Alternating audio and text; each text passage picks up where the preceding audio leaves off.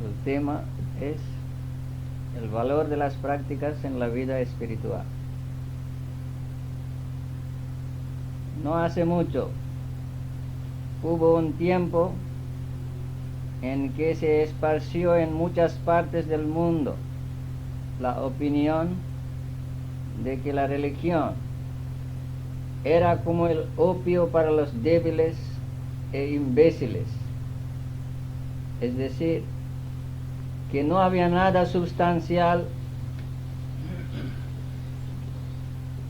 nada de valor en ella, y que sólo aquellos que eran débiles o no podían esforzarse para conseguir lo que anhelaban, recurrían a la religión para olvidar sus pesares, fracasos y trastornos, o escapar a sus obligaciones.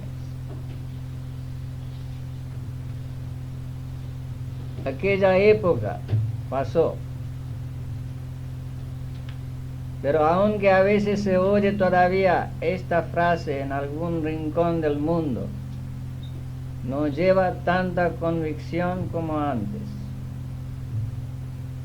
Fueron los materialistas los que introdujeron esta opinión, pues habiendo logrado cierto éxito en sus tentativas para dominar y utilizar las fuerzas de la naturaleza, se sentían orgullosos y omnipotentes.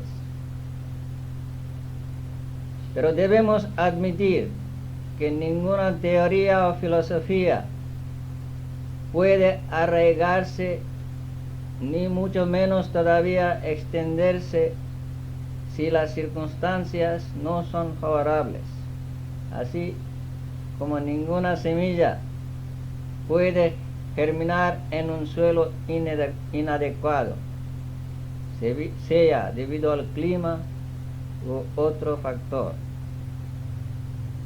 En aquella época a que nos referimos, el ambiente debió haber sido propicio al crecimiento de este tipo de ideas. Las olas de estos pensamientos llegaron hasta la India y crearon perturbación y confusión en la mente de aquel pueblo. Allí también la gente instruida comenzó a perder fe en la religión. ¿Cuáles fueron los factores o las circunstancias que favorecieron el nacimiento y expansión de esa idea? Vamos a analizar primero la condición en que se encontraba la India en aquellos días y que facilitó la aceptación de ese concepto, por lo menos por una pequeña minoría del pueblo. La India se encontraba bajo dominio extranjero. Era natural que esto lo afectara económicamente, pero la influencia de la ocupación extraña fue mucho mayor. Produjo un cambio radical en las convicciones firmemente establecidas que habían guiado a los hombres y mujeres del país desde tiempo inmemorial. Como resultado, fue creciendo la impresión de que la teoría que expresaba que el objetivo final del goce era capacitar al hombre para renunciar a todo, era una invención de los sacerdotes interesados, que la idea de que el ser seguía viviendo después de la muerte era una fantasía poética. Llegando más y más bajo la influencia del encantamiento de la cultura occidental, la India rechazó el ideal de la renunciación y el autodominio y comenzó a correr detrás de los placeres sensorios. Esto trajo como su séquito el ateísmo, la falta de confianza en sí mismo y la inclinación a imitar a otros ciegamente, y como consecuencia causó el decaimiento del antiguo sistema educacional. Así pues, la nación iba perdiendo lo fundamental de su vida. La gente, en su mayoría los instruidos, comenzaron a creer que su muy querida y antigua religión y sus prácticas eran equivocadas, que quizá sus tradiciones eran toscas como los occidentales, por su maravilloso conocimiento las habían presentado. Cegada por el deseo de goce sensorio, esa gente olvidó la antigua cultura y gloria de la India. Esto, a su vez, les hizo perder la capacidad de entendimiento hasta tal punto que la India corría el peligro de perder totalmente su existencia como nación. Cada país tiene una cultura y una civilización distinta que no solamente lo distingue de otros, sino que también contribuye al mantenimiento del equilibrio entre las fuerzas materialistas y espirituales, lo cual es necesario para la existencia misma del mundo. Pero los pensadores de la India de aquella época, hechizados por el progreso material de los países occidentales, se preguntaban: ¿puede nuestro antiguo ideal de la vida cumplir su propósito en los tiempos modernos? ¿Puede esta clase de vida conducirnos a la meta? ¿Existe alguna posibilidad de realizar el propósito principal de la vida según nuestra antigua tradición, siendo que hay diferencia de opiniones acerca de ello? Los medios que sugerían también diferían mucho. Algunos decían que se debía elevar el ancla y dirigir el barco hacia una nueva dirección, es decir, que la antigua tradición no valía nada, que esas creencias religiosas no eran nada más que supersticiones y que solo traían impedimentos en el desarrollo del país. Otros eran de opinión de que debíamos incorporar a nuestra sociedad solo aquellos pensamientos del occidente que se pudieran adaptar bien a nuestro ideal y rechazar los demás. Todo esto fue posible porque la religión, que era el alma de la nación, se había debilitado, porque la gente ortodoxa que la profesaba era meramente estricta observadora de las costumbres sociales y supersticiones regionales. Consideraba a estas como el todo en todo de la religión. La gente rezaba solamente por las cosas del mundo y hacía cultos para ir al cielo, otro lugar de goce más intenso y más duradero. En pocas palabras, el ambiente era favorable para el crecimiento de cualquier tipo de idea que fuera contra esa clase de religión. Esta también debe haber sido la condición en que se encontraban los países en que surgieron el ateísmo y el materialismo. La decadencia de la religión fue la causa del origen del agnosticismo, etc. La degeneración espiritual ocurre cuando en los líderes religiosos faltan la sinceridad la dedicación y la fe. Si se estudiara la historia de esos países en aquella época, seguramente se descubriría que esa era la situación. Pero el materialismo en su forma cruda no pudo mantenerse en su pleno vigor por mucho tiempo, ya que no podía presentar ante la humanidad ni mucho menos suministrar un principio que la llevara al solaz, la tranquilidad y la paz eterna. Por el contrario, agudizó en el ser humano el espíritu de competición, de disensión y de egoísmo, lo cual a su vez condujo a la humanidad al borde de la aniquilación en la forma de 2 guerras mundiales. Esto y el temor de otra guerra más cruenta y destructora mermó el orgullo de los materialistas.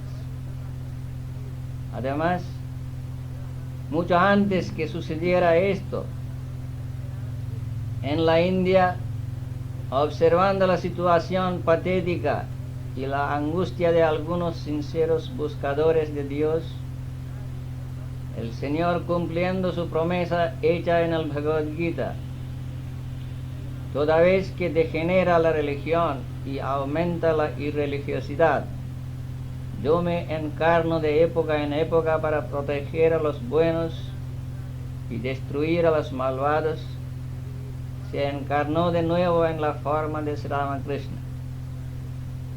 Él, por su vida y por su propia experiencia, demostró a la humanidad equivocada que la religión no era superstición, que Dios no era un mito, que se lo puede ver, que se puede hablar con Él si uno realmente lo busca con anhelo y sinceridad.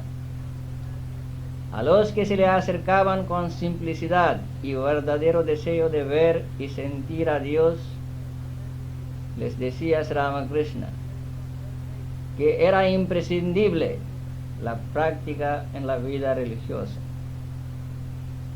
Su vida, impregnada de Dios, atrajo la atención de los líderes más destacados de la sociedad de su tiempo, algunos de los cuales se beneficiaron inmensamente poniéndose en contacto con él y esparcieron su mensaje a través de sus pláticas y periódicos.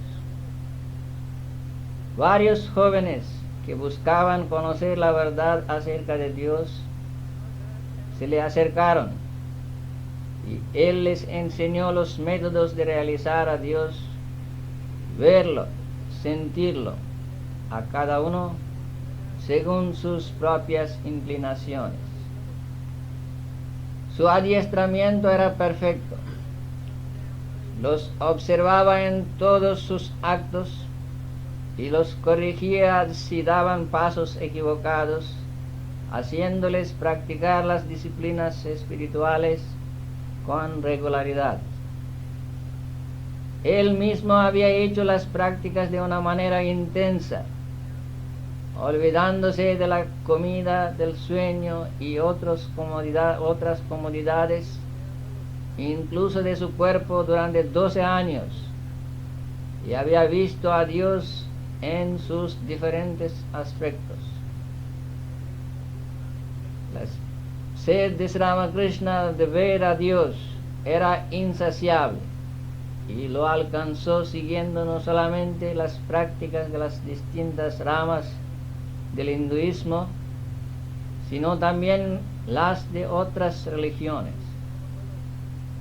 Luego llegó a la conclusión de que todas las religiones son verdaderas y solo son otros tantos senderos en la marcha hacia la misma realidad. Por consiguiente, sabía en qué consistía la religión, la espiritualidad. Entre estos jóvenes que se acercaron a Sri Ramakrishna estaba Narendranath, quien más tarde se hizo monje bajo el nombre de Swami Vivekananda y llevó al occidente el mensaje de la eterna religión enseñado por su maestro.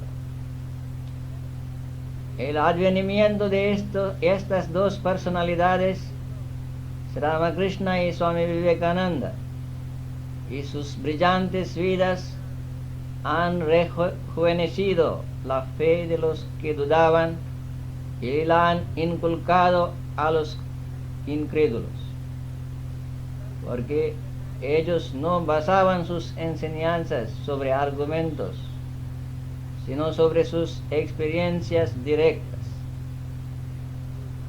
Los que han leído la vida y el Evangelio de Sri Ramakrishna deben haber notado cómo los que se le acercaban sentían paz incluso en los momentos en que se encontraban muy angustiados debido al fallecimiento de alguna persona muy querida u otra causa, y cómo él les mostraba que ese era el destino de todos y que el único refugio era Dios.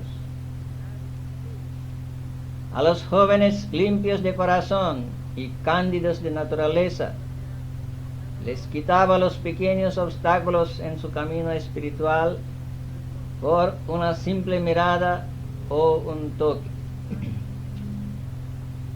En las enseñanzas de Sri Ramakrishna no hay mucha especulación.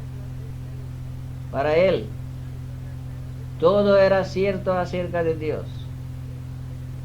Podemos decir sin vacilación que el advenimiento de estos dos seres tan elevados espiritualmente fue punto decisivo en la historia del mundo, aunque tarde mucho en ser reconocido así.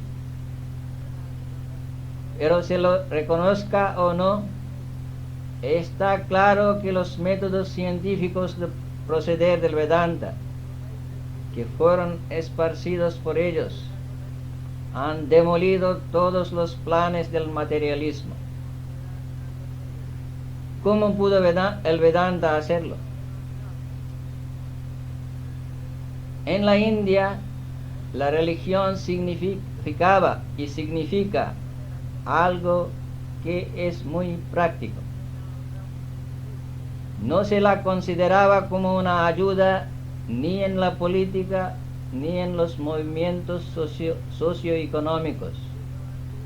No era una cosa de curiosidad para adornarse, como suele ocurrir en algunas partes del mundo. En la India se buscaba la religión o la espiritualidad por amor a ella. Por consiguiente, los antiguos sabios espirituales la hicieron muy factible para ser vivida diariamente.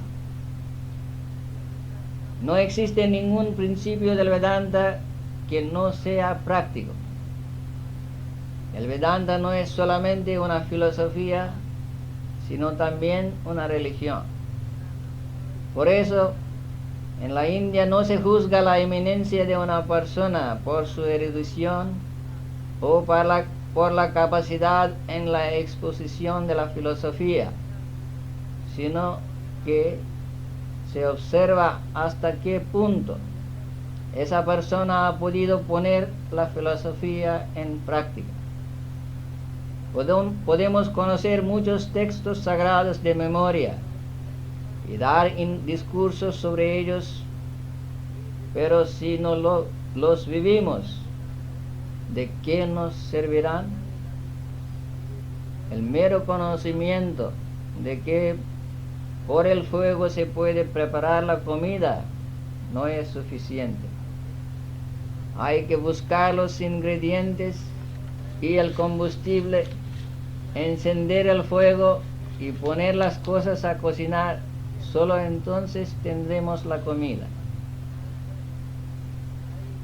Sri Ramakrishna solía comparar a los meros eruditos con los buitres que remontan muy alto en el cielo, mientras que mantienen su mirada fija en la carroña abajo. Es decir, que los eruditos, aunque hablan muy alta filosofía, están apegados a la riqueza y goces sensorios.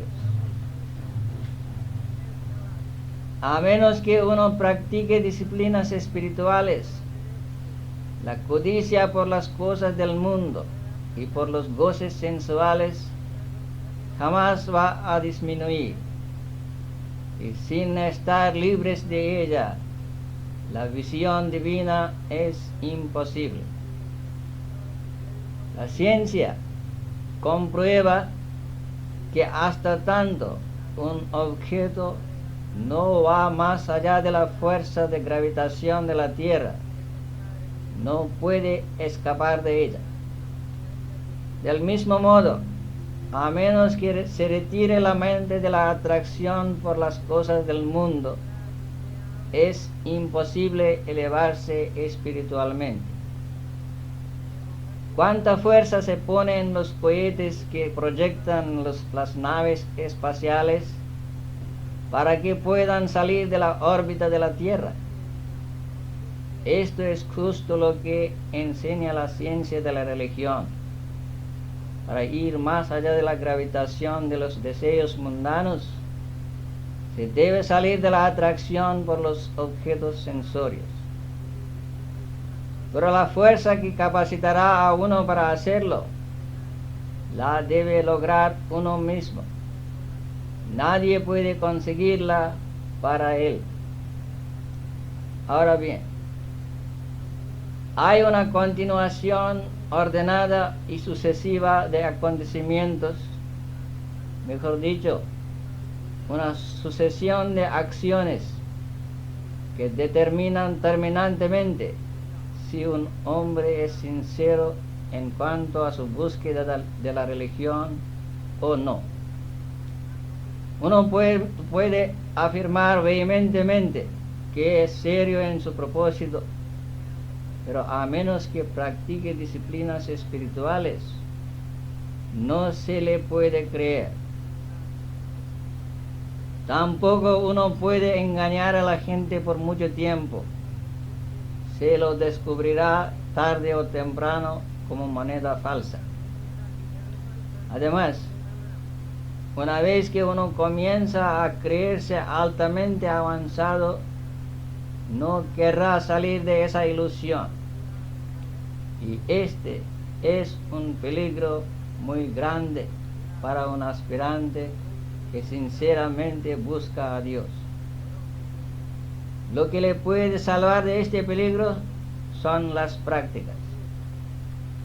Cuando ve que no puede concentrar su mente en Dios ni por algunos momentos, hay posibilidad de salir de ese engreimiento. El único modo de medir nuestro progreso espiritual es por la absorción en el pensamiento de Dios que podamos lograr y por el grado de ausencia del egoísmo que podemos desarrollar en nosotros. Así pues, vemos que lo fundamental de la religión es la práctica, del mismo modo que en cualquier arte. ¿Qué esfuerzo no tiene uno que hacer para aprender a tocar cualquiera de los instrumentos musicales, aunque sea con un éxito moderado? ¿Qué trabajo no tiene uno que desarrollar para lograr un poco de éxito, aunque sea como un pintor de tercer grado? ¿Cuántos años pasa uno en esas ocupaciones? ¿Acaso lo considera como desperdicio? Los que siguen esas artes lo hacen con gusto. Por eso, por grande que sea el esfuerzo, no les parece demasiado. Aquí tenemos la clave de todo trabajo. Si tenemos gusto a cualquier arte, ciencia u otro tema, no sentimos el esfuerzo como un peso, como una carga, y por consiguiente no nos quejamos del trabajo que tenemos que hacer, más bien lo haremos todo con alegría y diligencia. Preguntémonos, ¿tenemos gusto por la vida religiosa o espiritual? Si la respuesta es afirmativa, entonces no debemos titubear en pagar el precio debido. Y esto consiste en una firme determinación de seguir el sendero, cueste lo que cueste, ocurra lo que ocurra. Swami Vivekananda ilustra esto con un ejemplo muy familiar. Dice, qué atención profunda se requiere en un negocio y qué severo patrón es. Aunque muera el padre, la madre, la esposa o el hijo, no se puede parar el negocio. Aunque el corazón estuviera estallando, aunque cada hora de trabajo sea un agudo dolor, debemos ir al lugar de nuestro negocio. Eso ocurre con un negocio. Y pensamos que está bien, que eso es justo. ¿Tenemos por lo menos esta clase de anhelo por la religión? Swami Vivekananda dice que la ciencia de la religión exige más dedicación que cualquier negocio. A menos que el ansia por llegar a la verdad de la religión no se apodere de nosotros, el deseo de practicar no surge en nuestra mente. Y esa ansia viene cuando buscamos la religión por amor a ella y no como medio para lograr otras cosas. El propósito de la religión es solamente uno, y esta es la realización de Dios. Liberarse de las trampas de los sentidos, de la rueda de nacimiento y muerte. Es vivir en Dios y volverse perfecto como Él, tal como afirma Swami Vivekananda. Todas las religiones ponen énfasis sobre esta idea. Dijo Jesús, sed pues vosotros perfectos, como vuestro Padre que está en los cielos es perfecto. Y ustedes saben bien qué contestación dio él a un joven rico que quería saber qué bien debería hacer para tener la vida eterna. Le aconsejó que renunciara a todo y que lo siguiera a él, sin abandonar los deseos por los goces sensorios. Uno no puede elevarse. Los Upanishads declaran, ni por la acción, ni por la riqueza, ni teniendo hijos, sino solamente por la renunciación, algunos alcanzaron la inmortalidad. Sri Krishna en el Bhagavad Gita dice, establece tu mente solo en mí, el Señor. Sumerge tu intelecto en mí. Entonces, al dejar el cuerpo, sin duda vivirás en mí solamente. Así pues, todos los profetas invariablemente han testificado el hecho de que la religión significa práctica de la abnegación, de dirigir la mente hacia Dios y cultivar todas las virtudes conducentes a este propósito. Donde quiera que no haya la práctica de esas disciplinas, no puede haber verdadera religión, aunque esa religión tenga un valor utilitario. Resumiendo, podemos decir que no existe ni puede existir una religión cómoda. Vale decir, uno no puede gozar de los placeres sensorios al mismo tiempo que aspirar a la visión de Dios. Todos sin excepción pueden alcanzar la perfección, la culminación de todo esfuerzo espiritual. Al respecto, Swami Vivekananda comenta: pero es una tarea tremenda. Si una persona quiere llegar a esta verdad, debería hacer algo más que escuchar conferencias y algunos ejercicios de respiración. ¿Cuánto tiempo se requiere para encender una luz? Solamente 1 segundo. Pero ¿cuánto tiempo lleva la fabricación de una vela? ¿Cuánto tiempo tarda uno en comer, en cenar? Quizá media hora. Pero ¿cuántas horas se emplean para preparar la comida? Queremos encender la luz en 1 segundo, concluye Swami Vivekananda.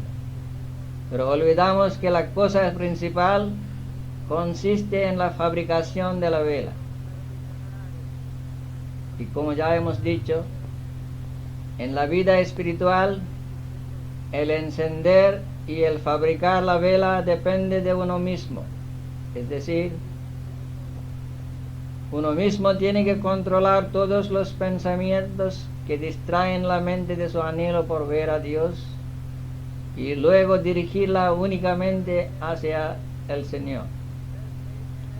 Hay una gran masa de pensamientos sumergidos en la mente, los cuales se han vuelto automáticos en nosotros. La mala acción, dice Swami Vivekananda, sin duda se hace en el plano consciente, pero la causa que produjo esa mala acción estaba muy atrás, en el reino del inconsciente o subconsciente, sin ser vista y por lo tanto más poderosa. Dominar estos pensamientos es lo que debemos hacer primero y ante todo. Esto es como fabricar la vela. Ahora bien, vemos que algunos han hecho costumbre de condenar, vilipendiar y rebajar otras religiones y sectas, tanto que esto se ha convertido en un hábito en ellos. Piensan que no pueden ensalzar su propia religión o secta sin condenar y vilipendiar a otras. Esto muestra la falta de comprensión de las verdades de su propia religión, porque si la hubieran seguido fielmente, se habrían moldeado sus vidas en la imagen de Dios a quien ellos adoran. Por consiguiente, debemos concluir forzosamente que lo que les interesa es argumentación, discusiones y peleas, y no la espiritualidad. Swami Vivekananda dice: el mismo hecho de las disputas y querellas entre las sectas muestra que esa gente no sabe nada acerca de la religión. Para ellos, esa es una masa de palabras espumosas por ser compiladas en libros. Ellos se pelean y hablan sobre la religión, pero no la quieren. Cuando cesamos de arguir y debatir y buscamos solo a Dios, entonces estaremos en el sendero. Solo entonces Él se revelará.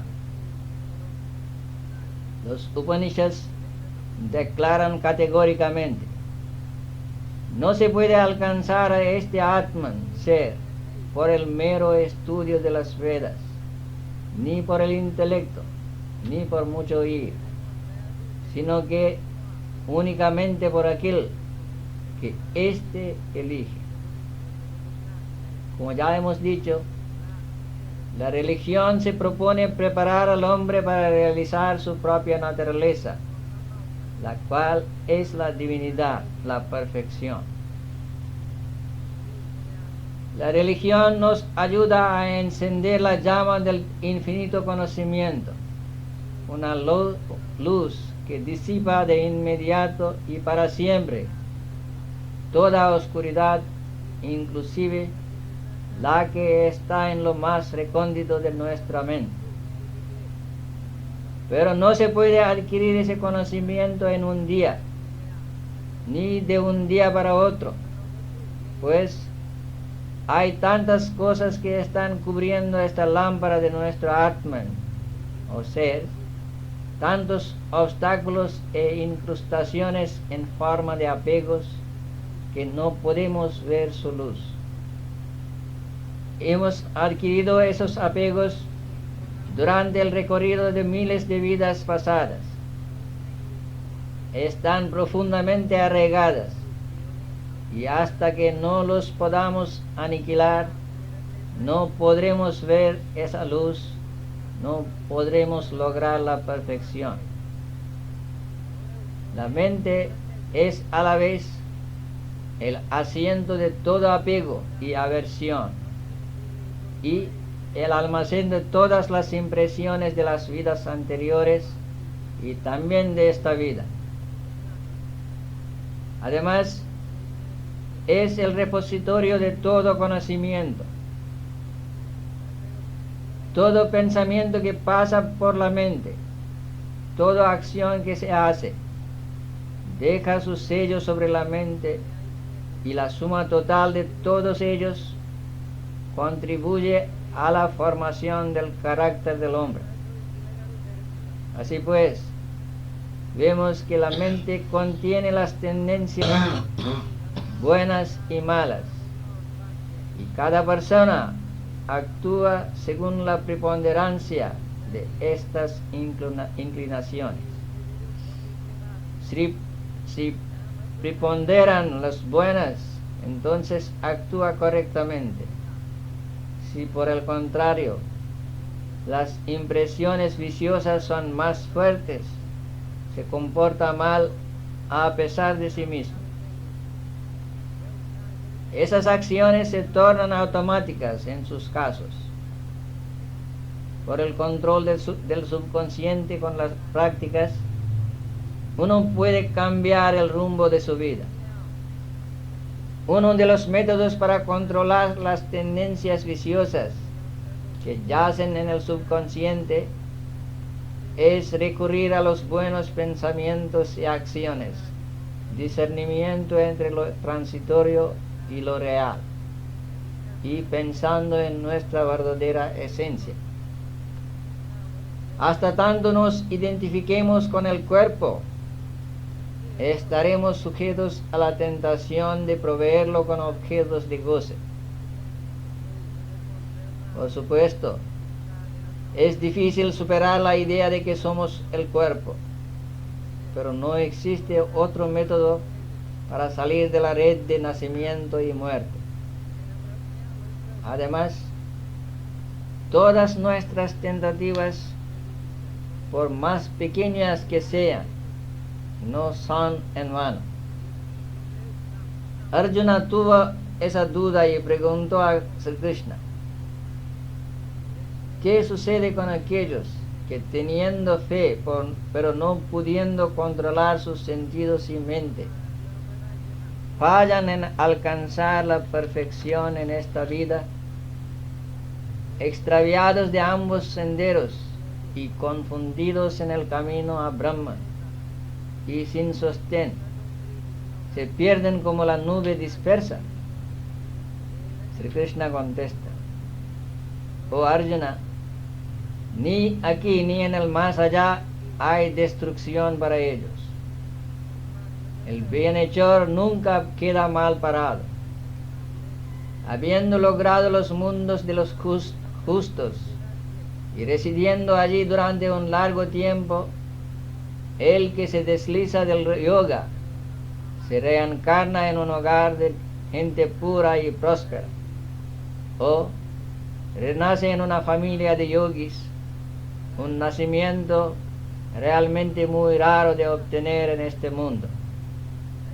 Y allí, unido a su inteligencia adquirida en la vida anterior, se esfuerza todavía más para llegar a la perfección. Aquí Sri Krishna quita toda duda acerca del destino de una persona que hace esfuerzos para elevarse. Por supuesto, la práctica es una lucha, pero es solamente por medio de la lucha que todo crece. La semilla sembrada en la tierra lucha y lucha para germinar, para empujar sobre la tierra que la cubre. Para nuestra existencia misma tenemos que luchar. De la misma manera, el que quiere perfeccionarse debe esforzarse. No existe una alquimia que pueda transformar al hombre común en un santo de un día para otro, aunque esto nos hubiera gustado mucho. Sin embargo, ha habido personas, aunque muy pocas, cuyas transformaciones aparentemente parecen haber acontecido de esta manera. En su caso también, si observamos minuciosamente, esto sucedió debido al contacto que ellos mantuvieron con personalidades como las encarnaciones divinas, y además porque poseían algún don o alguna cualidad especial en sumo grado. Bien se ha comparado la vida espiritual con el nadar contra la corriente o río arriba. La tendencia humana es siempre recurrir al modo más fácil de vida, y nada es más cómodo que seguir los impulsos de los sentidos engendrados por el contacto con los objetos. En pocas palabras, una vida extravertida. En cambio, la vida religión es opuesta. Es una introversión. Consiste en retirar los sentidos y la mente de los objetos sensorios y dirigir esta última hacia Dios, nuestra verdadera morada, nuestro ser íntimo, el alma de nuestro alma. Se puede uno preguntar, ¿por qué debo buscar a Dios, que es una entidad desconocida?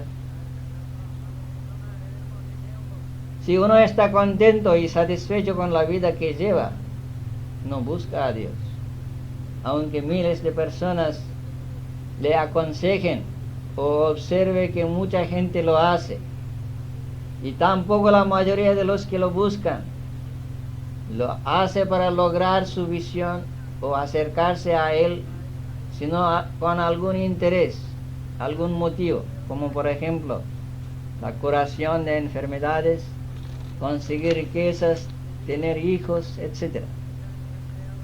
Pero cuando uno ve que la felicidad que busca en estas cosas no es duradera y que cada gramo de ella cuesta más de 10,000 veces su peso en sangre, en la forma de preocupaciones, ansiedad, etc., solo entonces comienza a indagar si existe algo que sea eterno, si existe realmente la felicidad inmortal, no antes.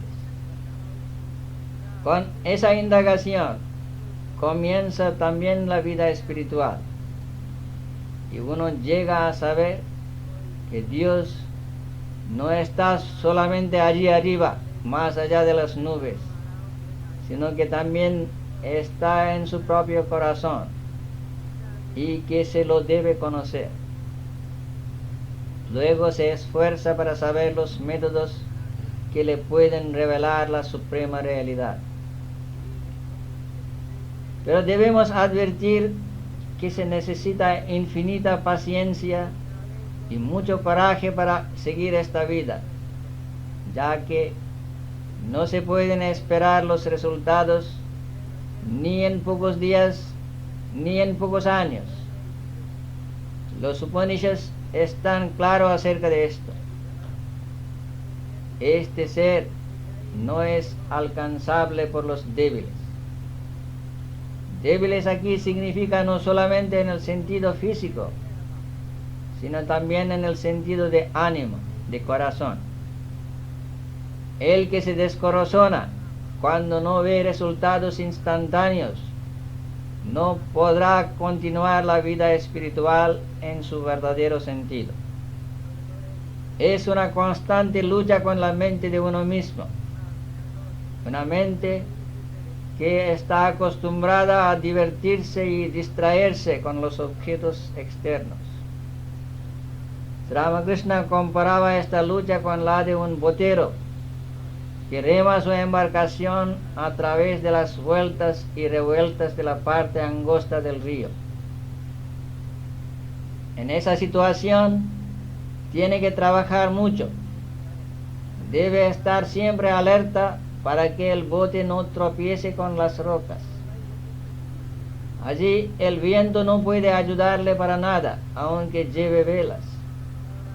Pero una vez que alcanza la corriente principal, sus preocupaciones y labores disminuyen, pues levanta las velas si sopla un viento favorable, mantiene firme el timón, se inclina contra el mástil y fuma con tranquilidad. Ya no necesita más trabajar tan duramente y el barco llega a su destino sin dificultades. Del mismo modo, mientras que la mente se perturba y se excita continuamente ante los objetos sensorios, uno debe hacer sus prácticas espirituales con intensidad y estar alerta para no caer en las trampas de alucinaciones creyendo haberla dominado. La mente no se calma a menos que uno realice a Dios, lo vea cara a cara y sienta su presencia dentro y fuera de sí mismo. Solo teniendo el hombre esta clase de experiencias, se disiparán todas sus dudas y desaparecerán todos sus apegos, sintiendo una paz indescriptible. Todo esto será posible solo por las prácticas espirituales.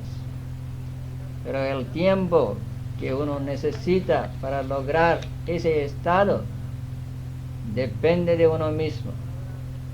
Es decir, cuánto de su tiempo dedica cada día a las disciplinas espirituales, con qué intensidad y con qué sinceridad las hace. Swami Vivekananda dice: la religión es siempre una ciencia práctica y nunca hubo ni habrá una religión teológica. La religión es primero práctica y luego conocimiento.